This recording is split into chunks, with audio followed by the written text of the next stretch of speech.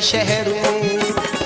काबा झुका हुआ है मोहम्मद के शहर में, काबा झुका हुआ है मोहम्मद के शहर में, काबा झुका हुआ है मोहम्मद के शहर में।